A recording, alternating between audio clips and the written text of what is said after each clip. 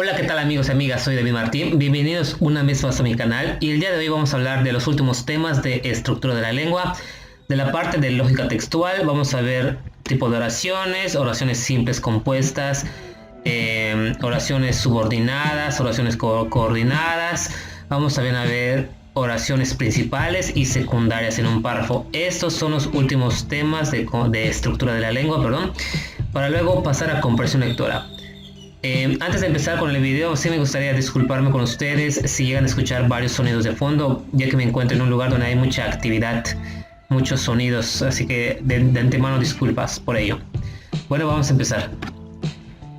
Primero vamos a ver las oraciones simples y compuestas. En el español existen oraciones simples y compuestas. Una oración simple es aquella oración que nada más tiene un solo verbo. Ejemplo, David lee mucho. Vean que en este caso únicamente se encuentra un solo verbo. Esta oración es una oración simple, una oración sencilla, fácil de identificar.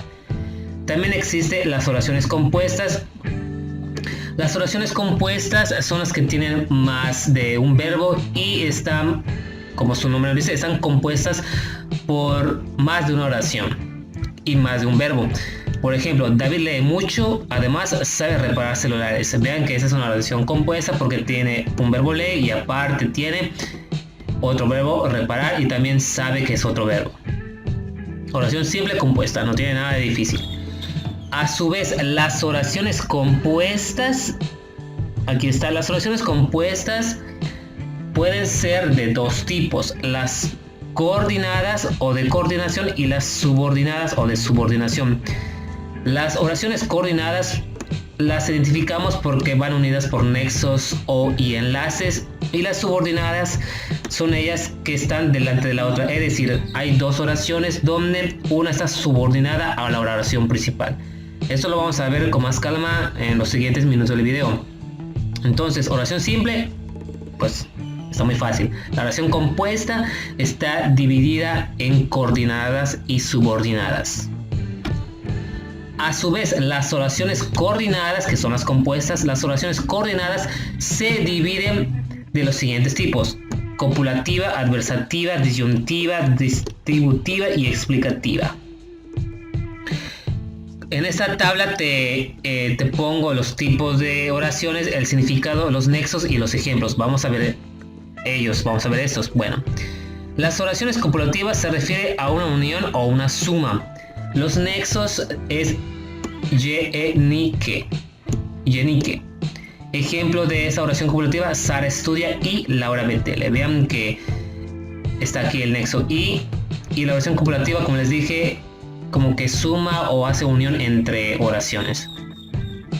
La adversativa expresa lo contrario o contraste, y los nexos para identificar oraciones adversativas es pero, si no, sin embargo, ahora, no obstante, entre otros. Ejemplo: estudió para su examen pero no entró a la facultad. Vean que son dos oraciones unidos por un nexo, un enlace que es pero, y es una oración adversativa. La disyuntiva indica que se excluyen los significados. Por ejemplo, los nexos es o, u o bien. Ejemplo de ellos es apúrate o mire. Vean que está el nexo o. Apúrate o bien mire. Vean que está el otro nexo o bien. La distributiva indica referencia o elección. Aquí están algunos nexos que pueden ustedes identificar. Y ejemplo de ellos son bien hace bromas, bien no se aguanta. Vean que están los nexos bien aquí en una oración y el otro bien está en la otra oración. Otro ejemplo: tan pronto anochezca como hace frío.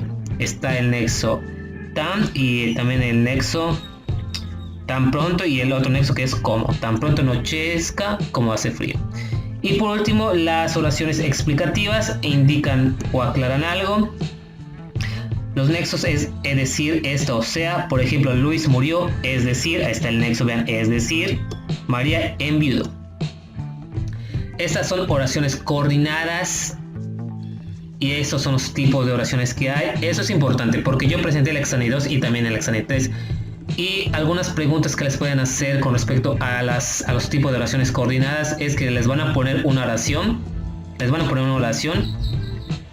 y les van a preguntar qué tipo de oración coordinada es, y entre las opciones les puede decir que es copulativa, adversativa, disyuntiva y ustedes tienen que identificar de acuerdo con la oración qué tipo de oración coordinada es, si es adversativa o disyuntiva. Entonces, con que ustedes aprendan estos tipos de oraciones coordinadas, copulativa, adversativa que hay y todo esto, que se aprendan los nexos y algunos ejemplos como les puse. Cuando ustedes vayan a presentar y se les pone un ejercicio así, lo van a identificar. De todos modos, aquí está la tablita que es el resumen de las oraciones coordinadas. Bueno, ahora bien, vamos a ver las oraciones subordinadas. Esas oraciones subordinadas también son oraciones compuestas. Recuerden, las oraciones compuestas son las coordinadas que vimos anteriormente y las subordinadas. Bueno, vamos a ver las oraciones subordinadas. Las oraciones subordinadas están formadas por una oración principal y otra que depende de ella. Tienen más de un verbo y un predicado. Se emplean nexos o enlaces subordinantes que permiten a la oración subordinada estar dentro de la oración principal. Es decir, que la oración subordinada depende de la oración principal, por eso está subordinada. Un ejemplo es: hoy vi a David, del que te platiqué ayer. Vean que el nexo del que permite subordinar esta parte, del que te hablé ayer, a la oración principal. ¿Cuál es la oración principal? Hoy vi a David. La oración subordinada carecería de sentido sin la oración principal, porque por ejemplo, si solamente tenemos del que te platiqué ayer, pero ¿qué más? Necesito una información más, una oración más. Ahora bien, si pongo hoy vi a David, del que te platiqué ayer, ya es una oración subordinada más completa, con más sentido, con más significado. Bueno, esa es una pequeña teoría de las oraciones subordinadas, pero hay que ver que las oraciones subordinadas son de 3 tipos y se dividen según la función que cumplen estos. Son sustantivas, adjetivas y adverbiales. Las oraciones subordinadas son de tres tipos, la sustantiva, la adjetiva y la adverbial. Primero, la sustantiva. Ella me dijo que iba a llegar. Este es un ejemplo de oración subordinada sustantiva. ¿Cómo podemos identificar una oración subordinada sustantiva? Es que se sustituye obviamente por un pronombre, por unos pronombres acá. Si tú no sabes qué es un pronombre, te invito a ver mis videos anteriores de estructura de la lengua, donde explico los pronombres, donde explico adjetivos, adverbios. Entonces, para saber oraciones subordinadas, pues tienes que aprenderte con anterioridad qué es un adjetivo, tipos de adjetivos, adverbios, sustantivos, etc. Para que se te haga más fácil ese tema. Bueno, sigamos con el tema. Oraciones subordinadas sustantivas se sustituyen por un pronombre, ejemplo de estos, después del verbo de la oración principal, del verbo de la oración principal. Vamos a ver. La oración sustantiva, ella me dijo que iba a llegar, lo vamos a poner un pronombre, que el pronombre es eso. Y queda así: ella me dijo eso. Eso sustituye a que iba a llegar, sustituye a la oración subordinante. Ella me dijo que iba a llegar. Ella me dijo eso. Recuerden que sustantiva se sustituye por un pronombre. La adjetiva, tenemos un ejemplo: la PlayStation 5 que ves ahí, la compré hoy. Esta es una oración subordinada adjetiva porque se puede sustituir por adjetivos, por eso es adjetiva. Puede quedar de la siguiente manera: la PlayStation 5 nueva la compré hoy. Vean que ese es el adjetivo, se sustituyó en nueva porque ves ahí, que es la oración subordinante. También sirven para dar mayor detalle o énfasis de lo que se señala en el verbo. Generalmente va en comas. Vean que dice generalmente va en comas. Vean que lo que está en coma es que ves ahí. Esta es la oración subordinante, que ves ahí. Y esa oración subordinante va entre comas generalmente y se sustituye por un adjetivo. Ahí está. Fácil identificar una oración subordinada adjetiva. Por último, la oración subordinada adverbial. Un ejemplo: me estacioné donde me dijeron. Se sustituye por adverbios. Me estacioné ahí. Este es un adverbio de lugar. Se sustituyó la oración subordinante por un adverbio y quedó me estacioné ahí. Esos son los 3 tipos de oraciones subordinadas: sustantiva, adjetiva, adverbial. En la hora de tu examen te puede salir una oración y te van a decir qué tipo de oración subordinada es: adjetiva, sustantiva, adverbial. Pero así lo identificas, que lo puedes sustituir por un pronombre o por un adjetivo o por un adverbio. Si tú no sabes qué tipo de adverbios hay, adjetivos, te invito a que veas mis videos de verbos, de adjetivos, de adverbios, te vas a servir muchísimo. Muy bien. Oraciones subordinadas, sustantiva, adjetiva, adverbial. Vamos a continuar. Ahora, en las oraciones subordinadas existen conectores causales y temporales. Esos son conectores y son aquellos que unen dos ideas o dos oraciones.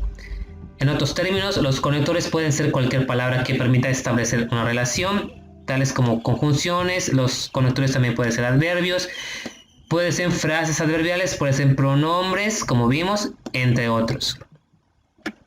Bueno, en los conectores causales, pues crean una relación causa y efecto. Perdonen que a veces vean palabras mal escritas, es que como tengo mi